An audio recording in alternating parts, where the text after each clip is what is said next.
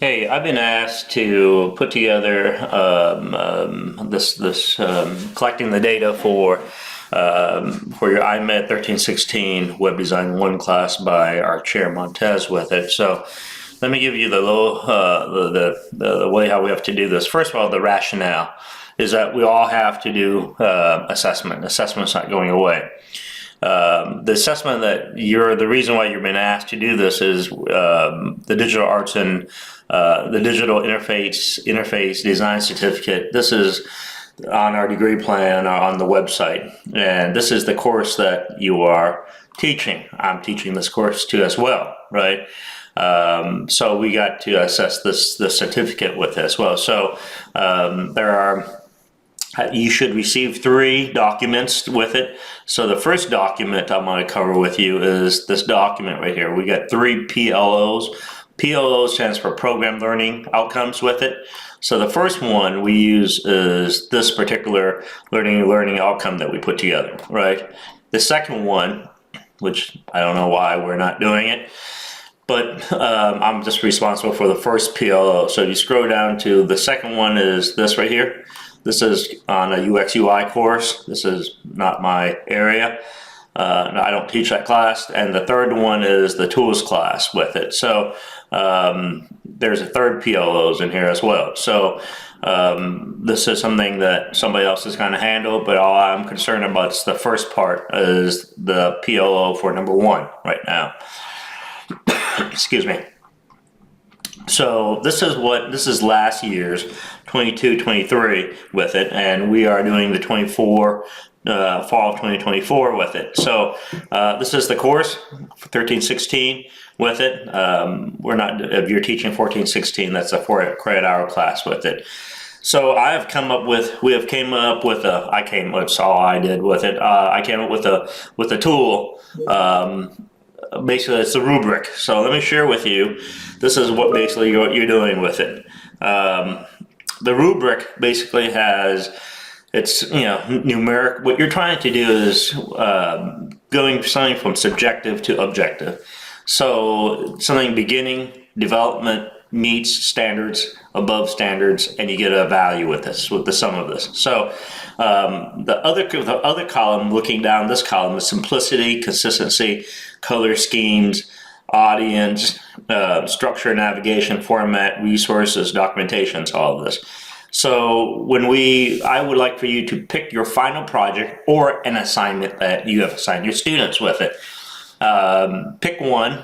And when you evaluate the project or assignment, like I have for my 1316 class, they would create the final project as an e-commerce website with it.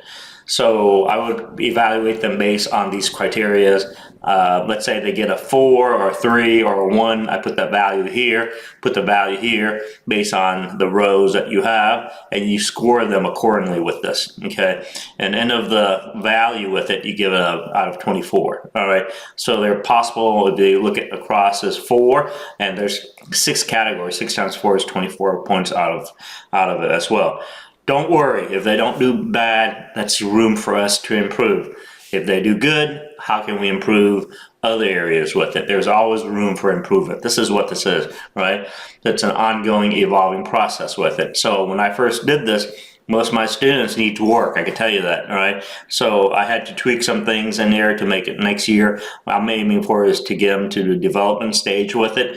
The ones that are in areas that we need to develop, maybe we need some more in this as well. So again, these are the areas that we need to it's a metric system that we use to actually engage our students and learning to improve our course consistency across the entire Dallas College with it as well. So that's what this tool, how that's used. Now, this is per student. Once students get an evaluation with this, I recommend you sending this out to your students, so students are aware how they're being evaluated. All right.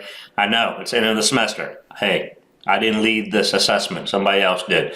So this was supposed to be sent up to when I teach my class, this is sent up to my students with it, all right? So they are fully aware of what's being evaluated on their website with it as well. Now, the other document I want to point out too is once you record this one of these pages for a student, after you get a recording, you would go to the Excel document that I have. So let's say your course that you have here, you put your course and your section number. Tell me, there's a pull down menu by the way, right? Tell me the demographics for this right here. Is this a dual credit class?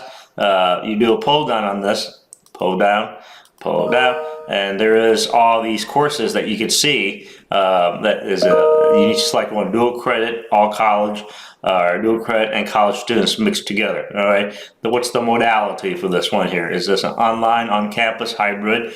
What's the duration for this? Is this an 8 weeks class, 16 weeks class? You put the student ID here. All right. Let me clarify. This could be an ID, not the student's name.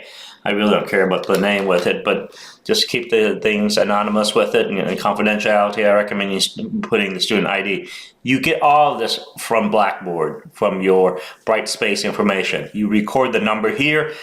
Here, as you can see, if you're using my spreadsheet, I have tally up everything for you already. If you're teaching more than one section, just copy this particular section, highlight it, and you can highlight whatever it is, copy it, and paste it out here at the bottom. So I did a couple of these things as sample for you to see, and this is what I need for you to do. It tallies the point horizontally, the rows, and tallies the point vertically as well. So all the calculations has been set up, all the formulas have been set up. You're welcome to do whatever it is with it, but don't modify this, all right? Put everything in PLO number 1 because this is our PLO, your program learning outcome with it. So this is why we need to is the first tab. This is for the IMED 1316 is the PLO for this thing. All right. Enough said. I said too much already with it, so I'm going to conclude here. If you have a question, email me. We need this data to submit to the research department with it as well. So send your data to me, and I will be glad to compile everything for you as well. Thank you.